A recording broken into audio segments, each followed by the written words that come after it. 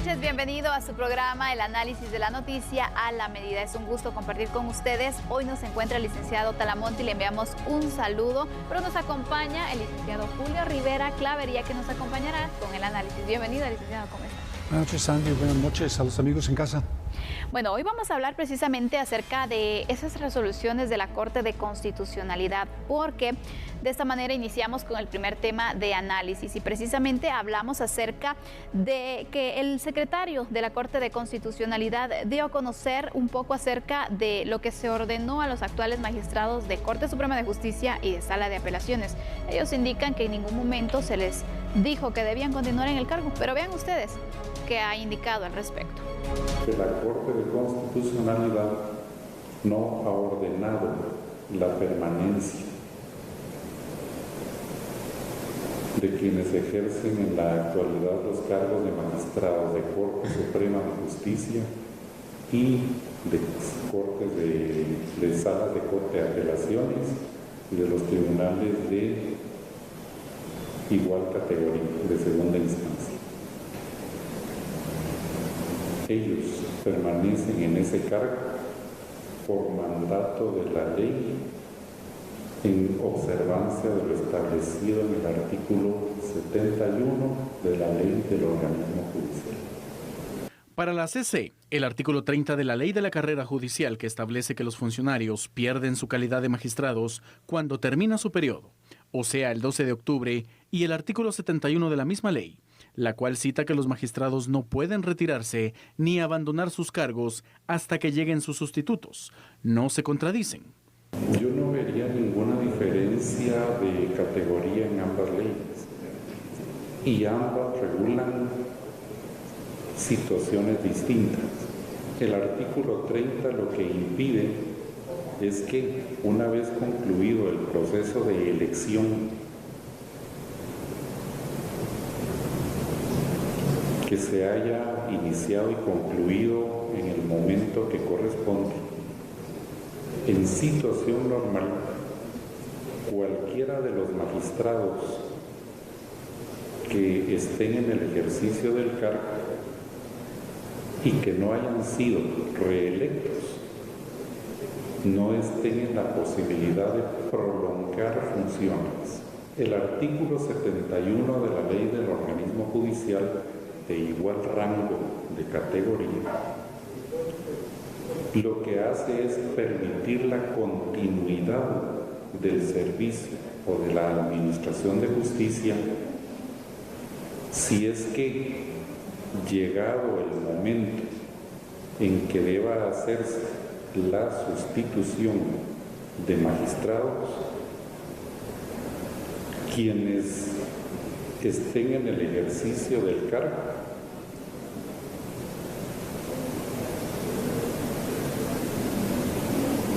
deban permanecer en funciones, no abandonar ese cargo si es que no ha llegado el sustituto legítimamente electo. El artículo 208 de la Constitución establece que los magistrados, cualquiera que sea su categoría, y los jueces de primera instancia durarán en sus funciones 5 años.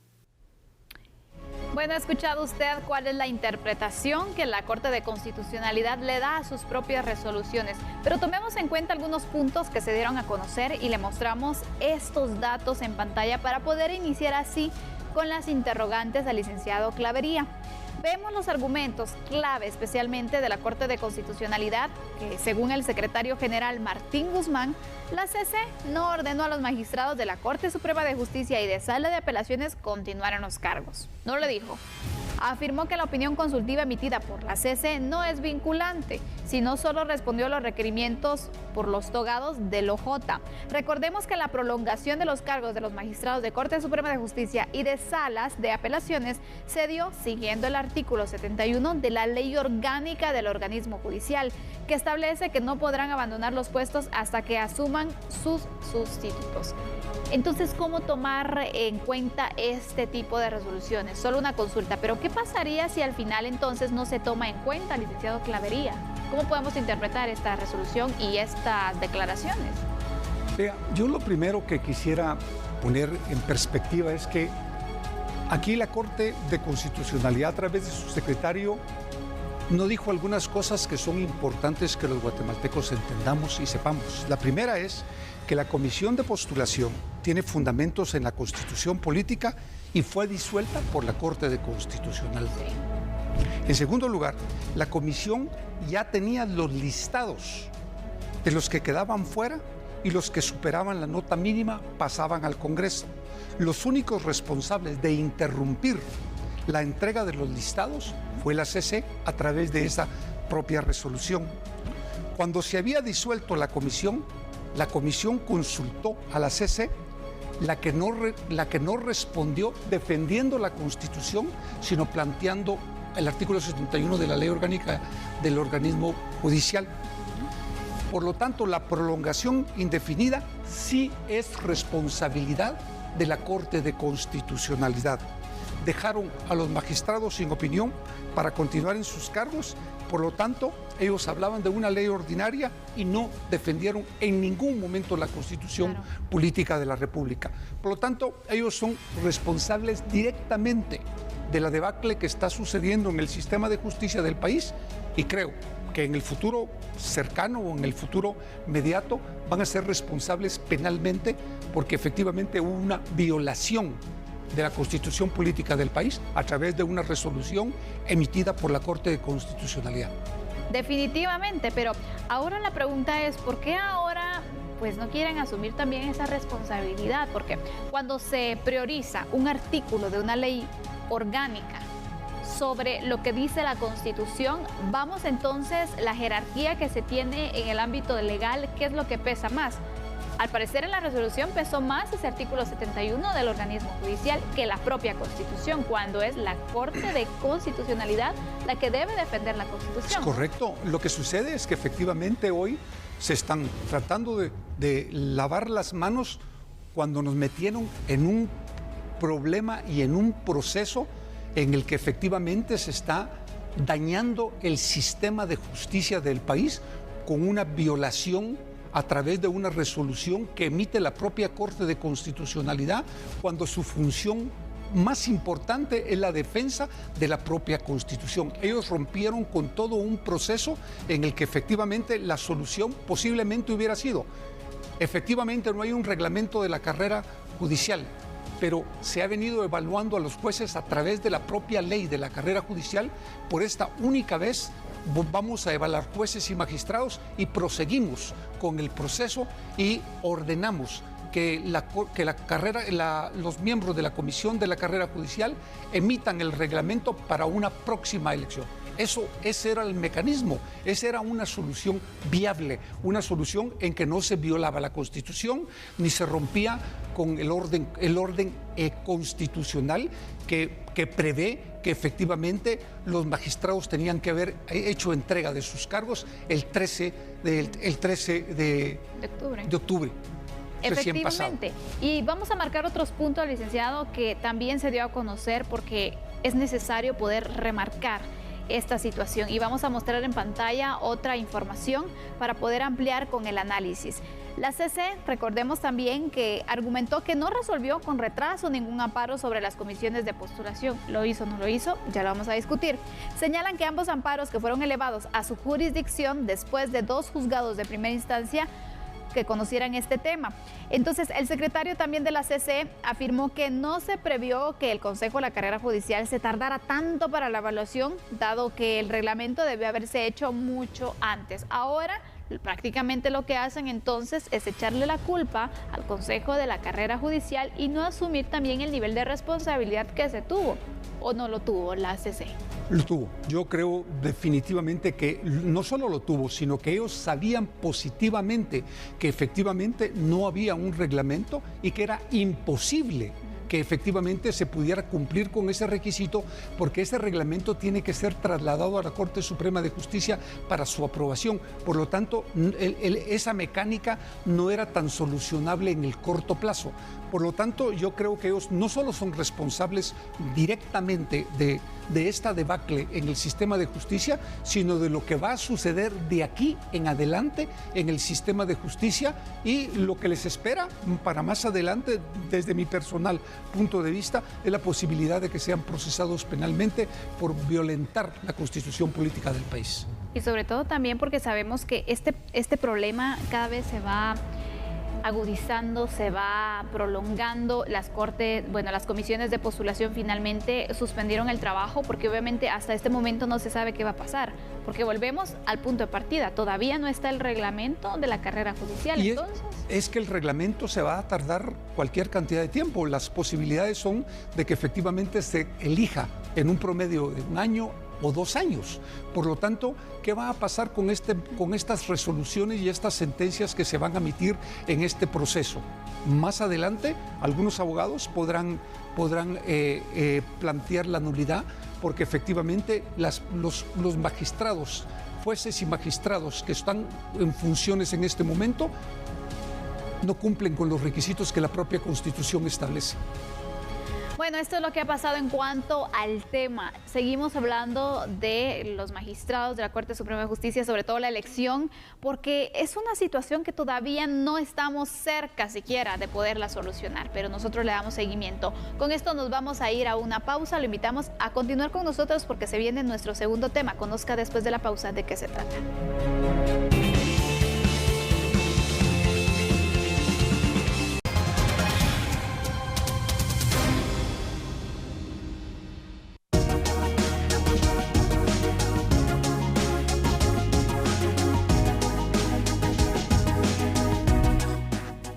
Bueno, hablemos de educación. Se realizó una encuesta a una parte de la población y opinó que necesitaba el sistema de educación pública poder enseñar tanto principios como valores para poder cambiar así la sociedad que tenemos. Veamos entonces los resultados completos. Enfatizaron 3 elementos. 1, que se necesita fortalecer la formación en valores dentro del sistema educativo. 2, que se necesita que la educación prepare a la niñez y a la juventud para la vida, y esto incluye formación para que puedan ellos acceder a empleos dignos y también formación como ciudadanos para que puedan participar activamente en la vida nacional.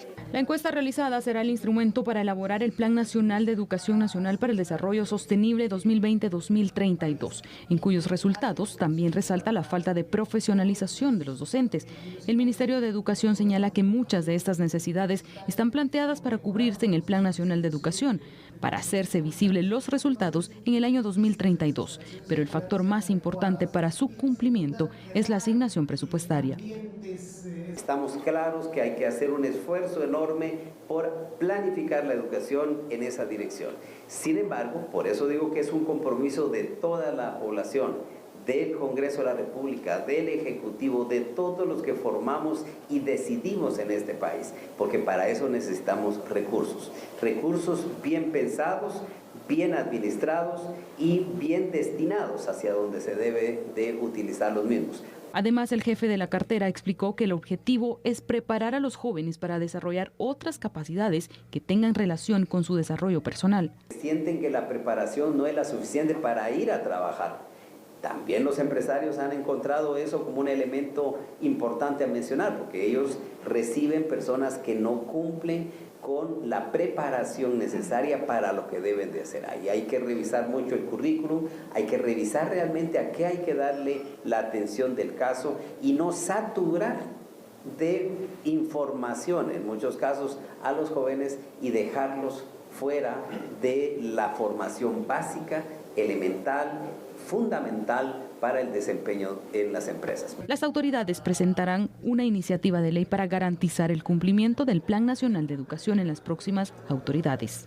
Y por eso fue la necesidad de que construir este nuevo proyecto educativo, donde se pueda hacer monitoreo frecuente, con metas establecidas, con una inversión mayor en educación. Pero queremos docentes preparados, comprometidos, formados integralmente. También estamos vinculándonos con las empresas para que ellos nos permitan tener estrategias diferentes de cómo atender a nuestros estudiantes. Estamos ya en la construcción del anteproyecto de ley. Esperamos podérselos entregar a los diputados a finales de noviembre.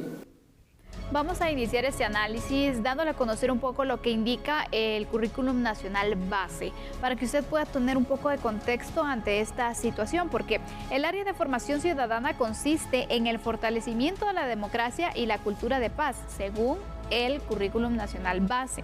Además, el fomento del juicio crítico, la autoestima, el conocimiento y la interiorización de los valores, así como los principios democráticos. También promueve el desarrollo de valores y actitudes que determinan un modelo de vida en sociedad, con el fin de aplicarlos en el entorno, así como los principios de libertad, respeto mutuo, justicia, equidad y bienestar común. Pero en la práctica, ¿qué tanto se le da seguimiento? Si ya está establecido, licenciado, en el Currículum Nacional Base, ¿por qué no se cumple entonces con poder fortalecer estos puntos? Yo creo que es un problema cultural en el país, en el que efectivamente en la educación pública los maestros no es que no tengan la capacidad, es que es muy complicado en muchos de los casos por el tipo de alumno que se tiene. Yo me he sentado a platicar con algunas maestras y uno de los graves problemas que se enfrenta hoy es que, por ejemplo, en las áreas rojas, las maestras son amenazadas por los padres mareros o por los padres delincuentes. Y entonces les da miedo el poder trabajar todo el tema de derechos y obligaciones cívicas, moral, urbanidad, etcétera. Y la gente se preocupa más por sacar el trabajo rapidito y no entrar en conflicto con estas familias. Yo creo que eso es uno de los graves problemas. En segundo lugar, creo que hay otro problema, es que efectivamente tampoco los maestros en muchos de los casos están capacitados para transmitir este tipo de cultura de paz y democracia, de valores cívicos y de moral y urbanidad. Creo que hay que regresar a algún modelo que obligue a que todos los maestros lo hagan en un día específico y que hayan controles y supervisión para ver si de alguna manera se logra ir calando en la gran mayoría de alumnos a nivel nacional. Definitivamente, y en uno de los puntos que usted marcaba, también tomemos en cuenta que muchos de los valores, de los principios que un niño, un adolescente puede tener, depende también en gran parte de la familia, de la casa. Pero también se da una situación en la cual hay padres, no todos, pero hay excepciones, en las que dejan toda la carga en el maestro. Pero, por ejemplo, cuando llega el momento de que se le quiere educar, se le quiere plantear esto y el niño pues tiene algún tipo de conflicto, rápidamente los padres interceden, rápidamente ahí sí entonces están que no hay que castigarlos, que no hay que dejarles pues determinadas tareas y demás. Entonces, al final, ¿cómo hacerle como maestro finalmente para educarle bien, pero también para tener pues esa autoridad en el cuanto a cómo orientar precisamente esa educación, licenciado? Yo creo que el primer gran problema que se enfrenta es que los padres de familia tienen que entender que la educación empieza en casa. Claro. Y que los maestros lo que están trasladando es enseñanza. Y fortalecer eso. Es enseñanza y fortalecer algunos temas de urbanidad, de moral, de principios y valores, etcétera. Pero que no son los encargados de educar a los hijos, en primer lugar. Pero en segundo lugar, efectivamente, el gran problema es que hoy, si los maestros quieren tomar algún tipo de medida drástica en contra de alumnos, no necesariamente castigando de alguna manera porque han incumplido en falta de tareas o no han hecho las cosas conforme las reglas de la escuela, los padres en muchos de los casos se pelean con los propios maestros, los amenazan y como le vuelvo a contar, yo he recibido maestras que me cuentan que son amenazadas, pero amenazadas de muerte, inclusive si los niños pierden el grado. Entonces, es decir, así no se puede trabajar. Yo creo que hay que hacer un esfuerzo por cambiar la dinámica también de las escuelas y entender que ya no estamos en el siglo pasado, sino en el siglo XXI, que tenemos que tener una visión distinta para educar a los niños hacia el futuro, que es un futuro tecnológico, un futuro informático, un futuro distinto al siglo XX. Y un futuro en el cual también se deben reforzar estos principios y valores, porque poco a poco se van perdiendo también, ¿no?, ante una sociedad que pues está inmersa en diferentes situaciones. Pero vamos a mostrar otros datos también para seguir ampliando, porque es necesario mostrar que el currículum nacional base en el área de formación ciudadana tiene entre sus competencias, preste atención usted, promover las relaciones enmarcadas en la cultura de paz, derechos humanos y democracia. Valorar y respetar la cultura propia y la de los pueblos que conviven en la comunidad, el país y en el mundo. Utiliza también el diálogo como mecanismo para conocer al otro y afrontar problemas y conflictos. Pero ¿qué se da en algunos casos? ¿Cuántas veces no hemos visto esas famosas peleas entre estudiantes? ¿Impera el diálogo en este caso? ¿Impera la cultura de paz? Yo creo que no. No, yo creo que el hecho de las riñas en los colegios ha sido normal en todas las épocas, pero yo creo que el punto clave es cómo hacer para que los maestros puedan tomar medidas drásticas al interno de las escuelas sin que los padres lleguen a amenazar o a presionar para sacar a los maestros porque ellos están cumpliendo con lo que la currícula dice y con lo que la moral, la urbanidad, los principios y los valores determinan. Y sobre todo la autoridad que ellos tienen en la escuela. Es correcto, pero se ha perdido. Los propios directores en las escuelas no tienen autoridad alguna hoy sobre los propios alumnos. Miren, es una tragedia lo que se está viviendo en el sistema de educación y yo creo que hay que hacer un esfuerzo muy grande por cambiarlo, porque siempre se ha dicho que los niños y los jóvenes son el futuro de los países. Y efectivamente Guatemala tiene un bono demográfico muy grande, pero ¿hacia dónde va el país cuando no se puede educar, cuando no se puede transmitir ideas y cuando no se puede cambiar la forma de pensar de niños y jóvenes que van a ser los hombres del futuro en el país? Licenciado, para ir concluyendo con el tema, ¿no es necesario también poder fortalecer tanto cómo van a los maestros a dar a conocer pues, los valores, los principios, cómo enseñárselos a los estudiantes de una forma más interactiva, de una forma que sea adecuada a estas nuevas generaciones? Pero sobre todo también capacitar a los padres de familia para que ellos puedan reforzar lo que en la escuela se les da en la casa y sobre todo con el ejemplo, ¿no? Claro, pero mire, hay algo que es importante, Sandy. Yo creo que hay que empezar con algo muy simple, los lunes cívicos. Simplemente con los lunes cívicos. Empezar cantando el himno nacional, respetando los símbolos patrios, pero todos los guatemaltecos, enseñándoles desde niño a amar al país, a respetar los símbolos patrios, porque eso es parte de la cultura, esto es parte de nuestro pueblo, de nuestro arraigo, de nuestra tierra y de nuestra gente. Claro. Bueno, estas son las conclusiones del caso. Usted valore también. ¿Qué debemos hacer para fortalecer los principios y valores en nuestro país y especialmente las nuevas generaciones? Dejamos abierto el debate. Ahora conozcamos otras noticias, porque el presidente electo, Alejandro Yamatei, sostuvo una reunión con 8 alcaldes electos en Totonicapán y también con 3 diputados. Además, aprovechó para presentar quienes conformarán su gabinete de gobierno. Alejandro Yamatei, presidente electo de Guatemala, visitó Totonicapán, donde presentó a la mayoría del futuro gabinete de gobierno. También sostuvo una reunión con los diputados y alcaldes electos para la siguiente administración pública de los 8 municipios de este departamento.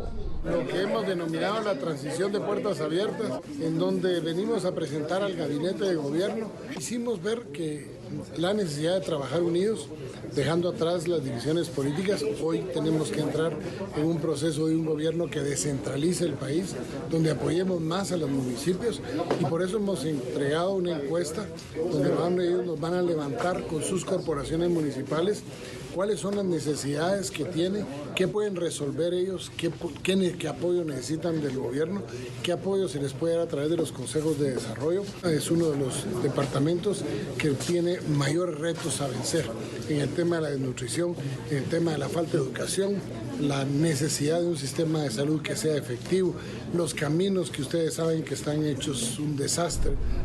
Además, habló sobre la importancia que tendrá en su gobierno el Sistema Nacional de Descentralización. Es un trabajo muy extenso que hacer, pero si no es a través de estos diálogos, va a ser difícil poderse enterar de primera mano cuáles son las prioridades de las autoridades y poderlas cubrir. Un reporte de Leopoldo Batz desde Totonicapán. Es momento de hacer una pausa, pero han prohibido utilizar los celulares. ¿Dónde? Cuando regresemos se lo daremos a conocer con el análisis correspondiente. Ya volvemos.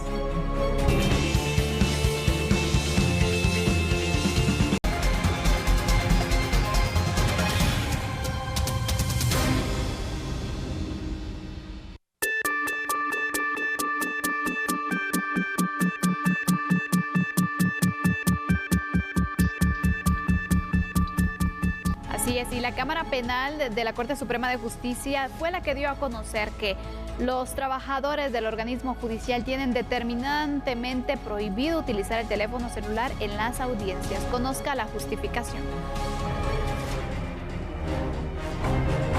El 7 de noviembre, los magistrados de la Cámara Penal informaron a jueces, juezas, personal auxiliar y administrativo de los juzgados y tribunales penales que queda prohibido el uso de teléfonos celulares en las diferentes judicaturas, en donde su uso interrumpa la presentación del servicio, principalmente dentro de las salas de audiencias. En la circular número 18/2019, al personal se le explica que la decisión es derivado de una serie de situaciones denunciadas, en donde lamentablemente ha imperado el hecho que jueces, juezas, personal auxiliar y administrativo envían o reciben mensajes vía telefónica mientras se celebran las audiencias.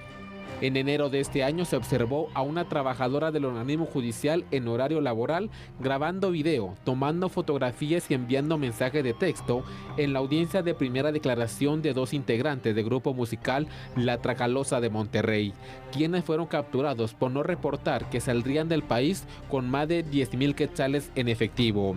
En otro caso, en octubre de este 2019, una trabajadora del juzgado 10º de lo penal en horario laboral ingresó al juzgado de turno para grabar y tomar fotografías a las personas que presenciaron la primera declaración de dos trabajadores del Ministerio Público, capturados por intentar extorsionar al hermano del ministro de Gobernación, Enrique Degengar. En el documento, la Cámara Penal advirtió que se solicitará a la supervisión de tribunales su intervención a efecto de constatar que los jueces y el personal judicial no utilicen los teléfonos celulares en las salas de audiencias. Pero le explicamos con más datos un poco acerca de esta medida que se ha tomado en la Corte Suprema de Justicia, y así iniciamos el análisis, porque esta prohibición del uso de celulares será para las diferentes judicaturas donde su uso interrumpa la presentación y la prestación del servicio, principalmente dentro de las salas de audiencia.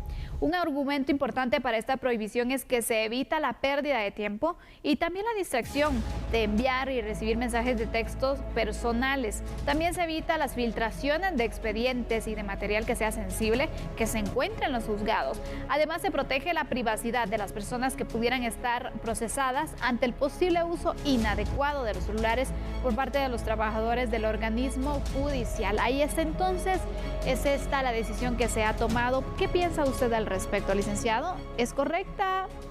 ¿Es viable? ¿Cómo la ve? Vea, yo creo que efectivamente la Corte Suprema de Justicia tiene muchísima razón en plantear esa resolución en la que efectivamente se prohíbe la utilización de celulares durante las audiencias. Primero, porque se protege la privacidad de las personas, que es fundamental. Es decir, mucha de la información en contra de acusados, en contra de cualquier persona, jueces, etcétera, sale del propio tribunal en el momento de las audiencias, porque alguno de las personas que están dentro están efectivamente enviando mensajes. En segundo lugar, hay fuga de información y filtración, y esto es una realidad. Muchas de las noticias que salen en los propios medios de comunicación, especialmente escritos, salen a través de informantes que se manejan dentro de las audiencias y que en algunos casos trabajan para el propio organismo judicial. Yo creo que es fundamental que este tipo de medidas sea una realidad para evitar que se afecte en muchos de los casos la dignidad de las personas. Claro. Y que se filtre información que al final no ha llegado a sentencia. Exactamente, porque recordemos que está el principio de presunción de inocencia y que eso debe prevalecer también. Es correcto. Por lo tanto, yo sí creo que es fundamental. Y creo que, y aplaudo esa decisión porque evita que se pierda el tiempo. Todos están enviando chat, están recibiendo mensajitos, enviándolos y al final no están poniendo la atención debida a temas que son en muchos de los casos de vida o muerte, claro, para las personas que están siendo acusadas en los tribunales. Esto ha generado pues diversos comentarios, algunos a favor, otros en contra, pero tomemos en cuenta otros casos y otros trabajos donde también se dan estas prohibiciones. Por ejemplo, en un banco, los empleados no pueden utilizar, ni usted tampoco, estar utilizando el teléfono celular dentro de las instalaciones. ¿Por qué? Precisamente para poder resguardar esa seguridad y esa privacidad. Entonces, esto puede funcionar muy bien para mantener esos casos y sobre todo evitar esas fugas de informaciones que ya se ha evidenciado. Incluso este año se dio un caso donde se prestan personas del organismo judicial, son excepciones la verdad, pero ha pasado donde filtran esa información de los juicios. Pero no solo en el organismo judicial, también en el Ministerio Público, también en la policía, también en las agencias de seguridad, también en otras instituciones hay muchísima filtración de información porque efectivamente no se entiende un tema que es fundamental con la tecnología del mundo actual y es la seguridad de la información.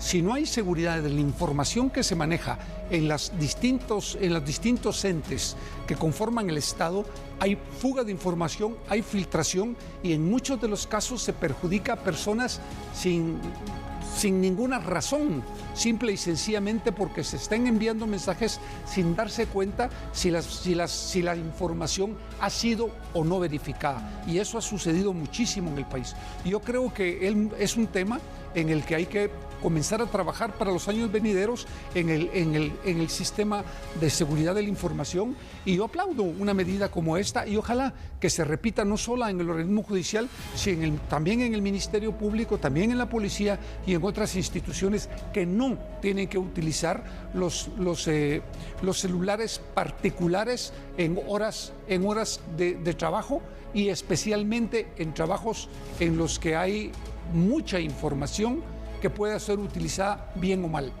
Hay que regular definitivamente y hay que proteger la información, hay que proteger también la integridad de las personas. Esa es una de las conclusiones.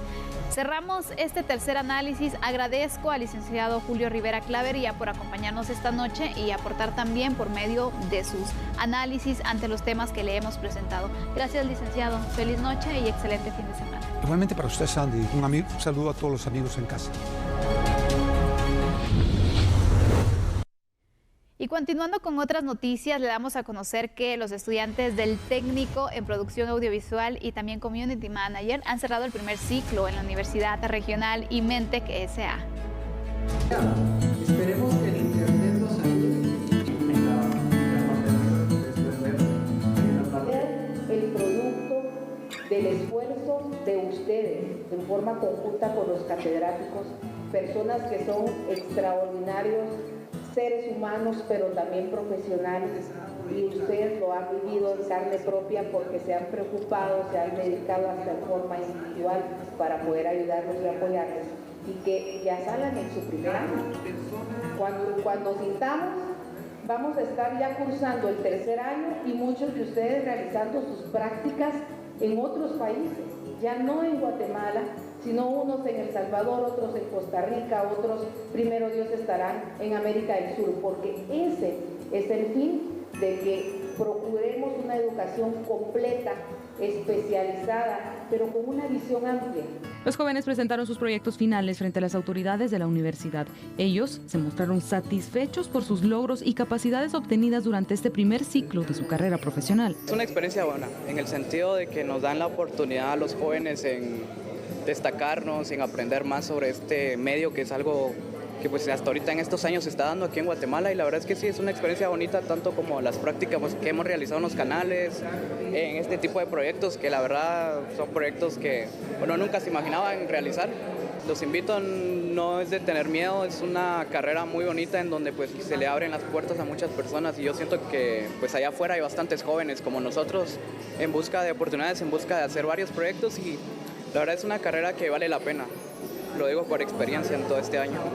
Este es un primer paso para que los estudiantes cumplan con sus proyecciones que se tienen a largo plazo y consideran que son herramientas que le ayudarán a conseguirlo. Mi meta a corto plazo es seguir aprendiendo y no quedarme con nada, aprovechar al máximo mis clases, y mi meta a largo plazo es fundar mi propia empresa de comunicación digital.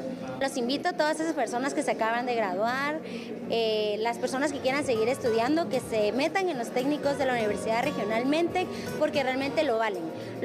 Más que aprender, nosotros estamos creando una experiencia con los canales, aprendiendo, y pues eso es lo mejor que se le puede pedir a una universidad.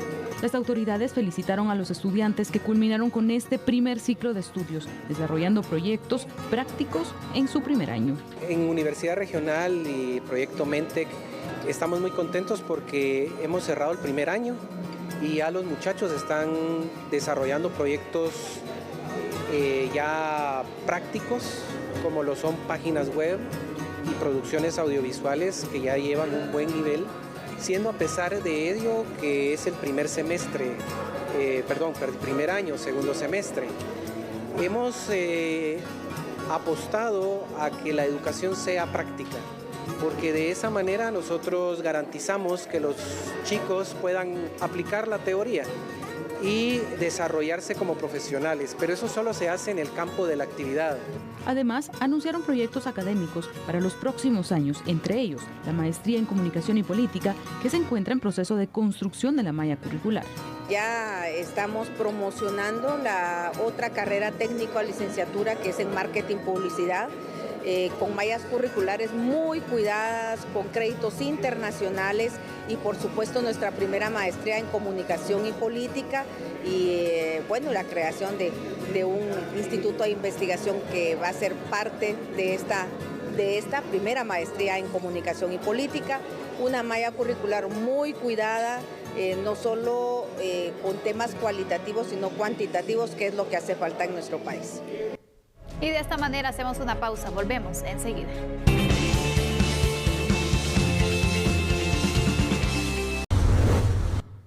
Gracias por continuar con nosotros. La ley para la reactivación de la economía del café fue aprobada en abril pasado. Sin embargo, hasta la próxima semana se definirá los beneficiarios que gozarán del fideicomiso del café. La ley establece una ampliación del plazo contractual del fideicomiso que se orienta al apoyo para los productores de café.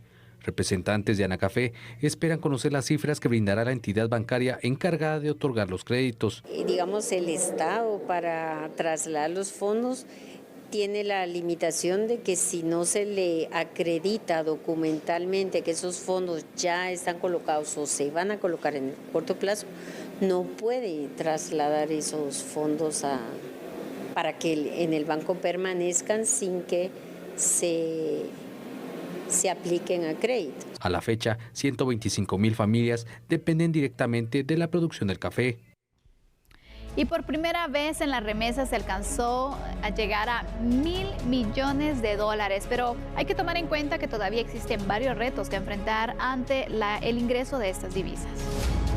El Banco de Guatemala señaló que octubre registró un ingreso de 7,690 millones de quetzales en concepto de remesas, siendo un 12% de incremento en comparación a septiembre. Sin embargo, más del 40% de esos recursos no se reinvierte y se destina al consumo. Yo veo dos cuestiones aquí. Si hay una educación financiera, porque hemos detectado pues de que las remesas son enviadas, pero ya los niños, los jóvenes ya no quieren ir a la escuela. Entonces, si ya papá y mamá manda dinero, es una remesa que se está utilizando, no se le está dando una inversión que se le debería de dar. Hay construcciones, casas, pero hay una pobreza tremenda, ¿verdad? Entonces no hay una orientación o una educación financiera para que estas personas puedan darle un buen uso a una remesa. El reporte de la Organización Internacional para las Migraciones, OIM, de 2016, indicó que más de 6 millones de personas son beneficiarios de remesas. Los departamentos que concentran esos envíos son Guatemala, San Marcos, Huehuetenango, Quetzaltenango, Quiché, Alta Verapaz y Petén. Y los constituyentes de la Asociación de Dignatarios de la Nación dieron a conocer su postura respecto al presupuesto del próximo año. Del Dentro del proyecto de presupuesto general de la Nación para el ejercicio fiscal 2020, figuran 5 millones de quetzales destinados para la Asociación de Dignatarios de la Nación, que se integra por exdiputados que formaron parte de la Asamblea Nacional Constituyente en 1985. Milton Aguirre, vicepresidente de la asociación, considera importante el aporte, que servirá para la promulgación de la Constitución a nivel nacional. Finalmente hay alguien que entiende eso y entonces comprende que esas nuevas generaciones deben conocer la Constitución. Para eso se necesitan recursos para llegar a todos los rincones del país. Hoy las autoridades dicen es importante que finalmente entendemos que hay un poquito de desconocimiento de la Constitución, les vamos a dar recursos para que la den a conocer. Eso es todo. Lo hemos hecho durante 34 años y medio con nuestros propios recursos. Hoy el Estado entiende finalmente, aunque un poco, se puede imaginar, 34 años y medio, ¿verdad? Qué difícil. La divulgación será en centros escolares, para conocimiento de las nuevas generaciones que hoy en día saben muy poco sobre la Constitución Política de Guatemala. Asistir a escuelas, institutos, colegios, sectores de la población, en donde se les distribuyan y se les den conferencias. Todo esto necesita recursos para hacerse, porque esta es una obligación que constitucionalmente la tiene el Ministerio de Educación y los constituyentes, pero no lo ha hecho ni el Ministerio de Educación, que dispone de recursos, ni los constituyentes, porque nunca habían dispuesto de recursos. Lo hemos hecho siempre con nuestros esfuerzos. ¿Y ustedes estamos agradecidos? ¿A otras personas? O sea, obviamente, no, tienen que hacerlo constituyentes y otros profesionales que se involucren acá, que también conocen la Constitución. La creación de un número de atención de emergencias único avanza en el Congreso de la República luego de recibir dictamen favorable. La iniciativa de ley para la creación del Centro Único de Contacto y Número Único de Llamadas de Emergencia, presentada en agosto del 2019, se dictaminó favorable por la Comisión de Legislación y Puntos Constitucionales esta semana. La iniciativa busca englobar a las instituciones que brindan atención durante eventos emergentes para que las personas al momento de necesitar ayuda marquen un número único y el centro encargado de tomar la llamada informe a la institución que corresponde. La Comisión de Legislación presentó dentro de las consideraciones asignar el número 911 por ser de fácil digitación y por connotación internacional. La línea no solo recibirá llamadas telefónicas, también mensajes de texto y multimedia. El artículo 8 de la iniciativa de ley contempla que el Centro Único de Contacto se le asigne a la Policía Nacional Civil, que a consideración de los congresistas, dicho centro cuenta con la tecnología y capacidad para tomar alertas. Tras el dictamen, la iniciativa de ley tendrá que formar parte de la agenda legislativa y ser conocida en 3 lecturas para su redacción y aprobación final. Así finalizamos este programa. Solo queda agradecerle por su sintonía durante toda esta semana. Que tenga un feliz fin de semana. Feliz noche.